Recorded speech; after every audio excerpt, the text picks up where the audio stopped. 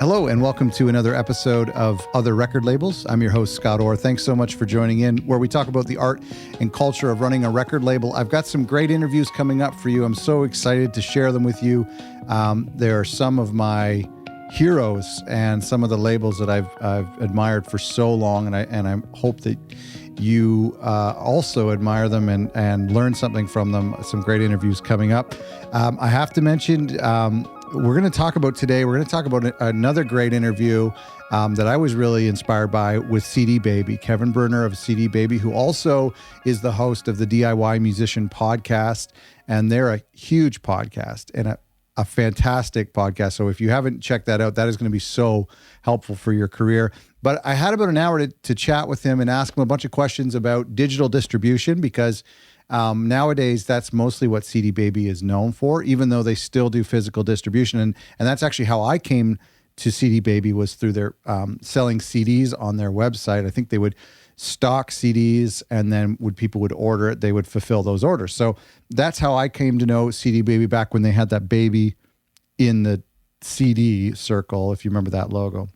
But now they're more known as one of the many digital distribution options. So I want to talk about that. Before I do, I want to mention, if you haven't already, we have some resources at our website, which is at otherrecordlabels.com. And one of them is our free guide for indie record labels. So make sure you check that out at otherrecordlabels.com. Today, I want to talk about sort of the idea of how to pick a digital distributor, because like I mentioned in the episode with CD Baby, it wasn't a promoted, a sponsored episode or anything. There wasn't a deal that I striked with them. It just so happens that I had been working with them for a long time. I was a huge fan of their podcast.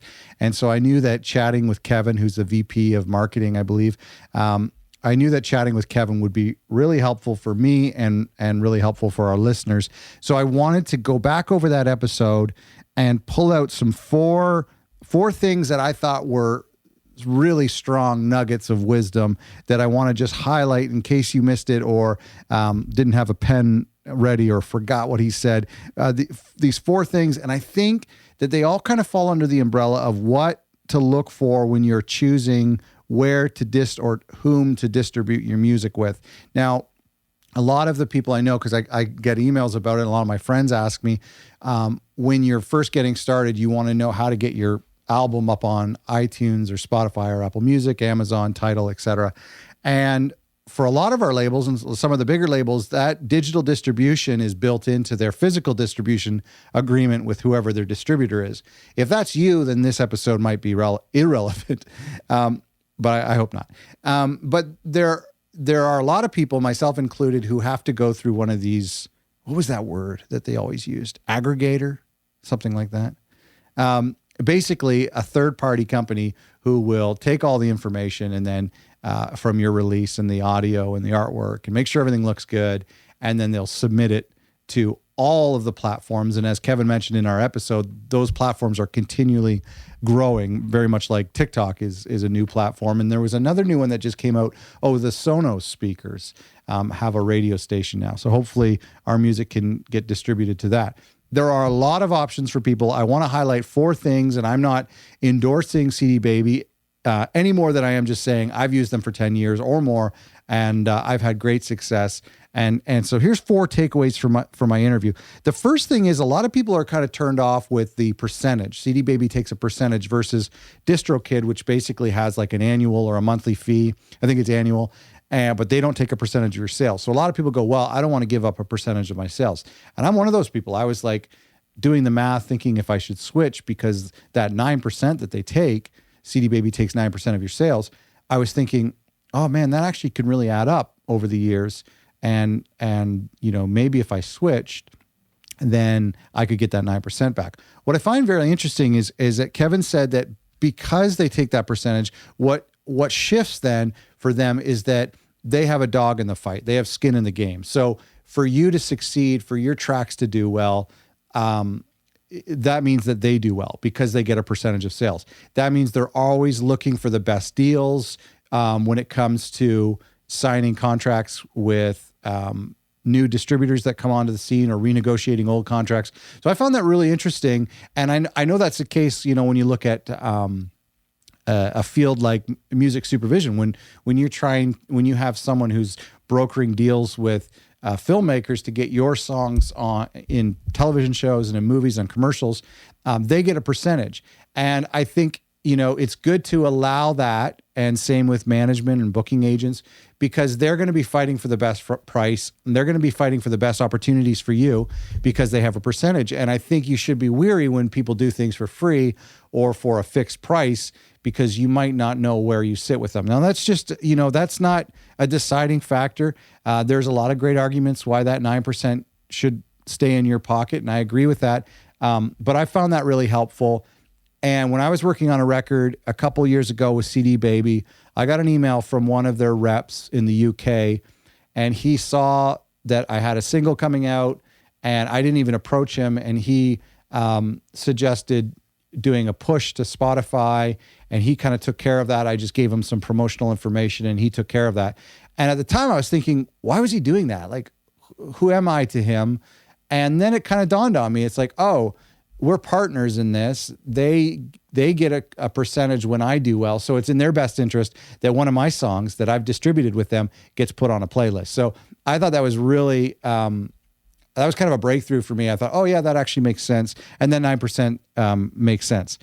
The second thing is to think long-term, that success doesn't happen in the short term. And so that means doing things like being prolific or building a catalog. What we've seen with streaming that is really cool is that music that is really old has suddenly found an audience.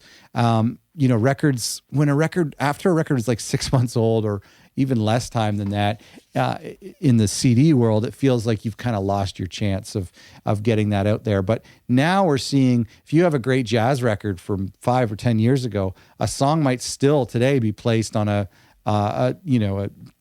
dinner party playlist.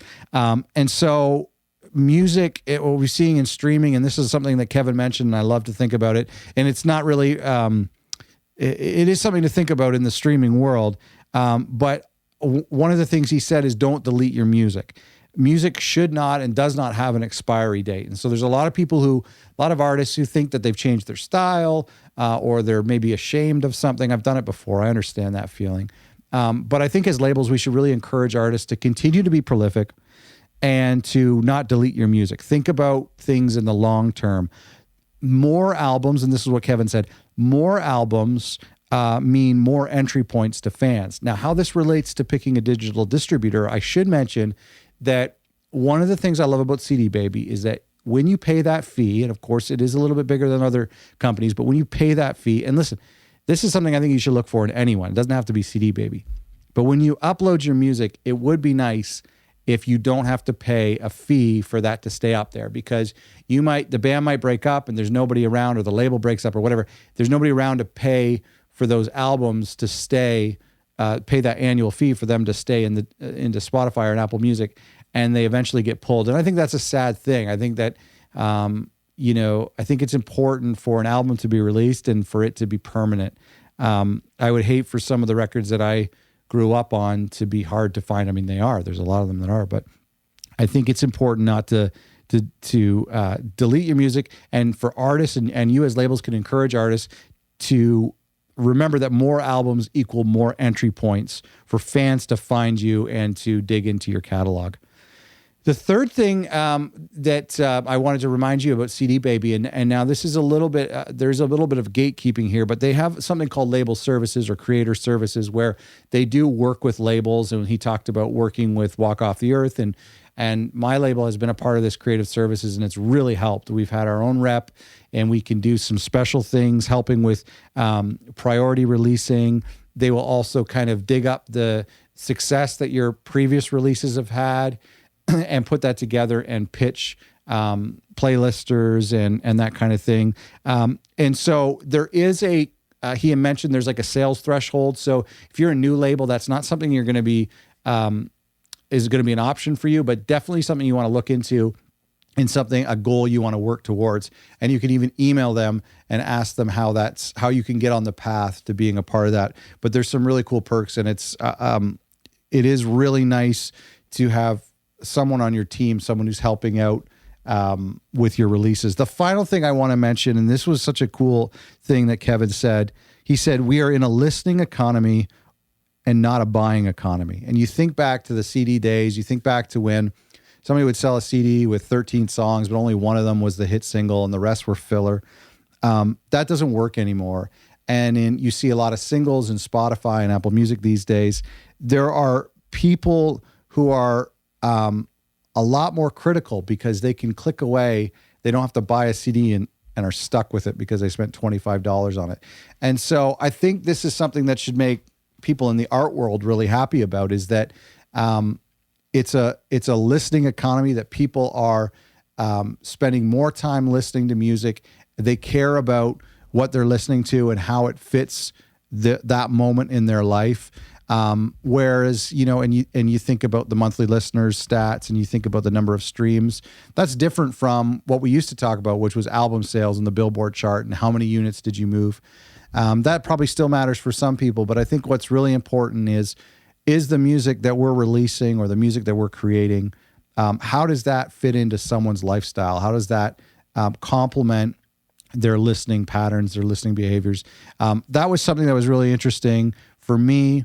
And it encouraged me as an artist and as a label to be more prolific, to focus on making great music, making cohesive albums, making singles that work together, creating an aesthetic for the artists where listeners can dive into a catalog of 3 albums and 2 EPs and 10 singles.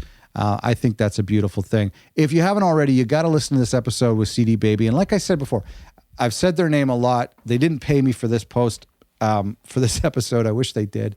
They still can. You can pay me if you want. But they're just one example of a distributor that I've worked with that I like. But these are some things that I want you to think about. Do they have skin in the game? How can they help you with thinking long-term? Man, I mentioned this in another video. I'm going to mention it in a future video, but I had heard somebody said recently, and I don't know who said it, but people overestimate what they can do in a year and underestimate what they can do in 10 years. And, we're actually, my label, Other Songs, is hitting our 10-year this week, actually, our 10-year anniversary. And it's really important to look back at the catalog when you've hit 50, 60, 70 releases. And that's something as a new label or a medium-sized label, you should really be thinking about is building this depth and thinking long-term. The third thing is label services.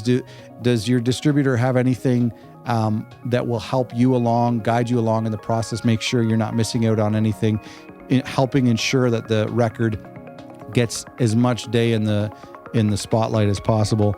And the final thing is to remember that we're in a listening economy over a buying economy, and to really think about the art and to really think about the fans first, and to pursue that. So I hope you found this helpful. You can go back and listen to that episode. Go to otherrecordlabels.com to download our free guide if you haven't already. Some great episodes coming up. Thanks to Kevin for doing this interview. I hope you found it helpful, and thank you so much for tuning in.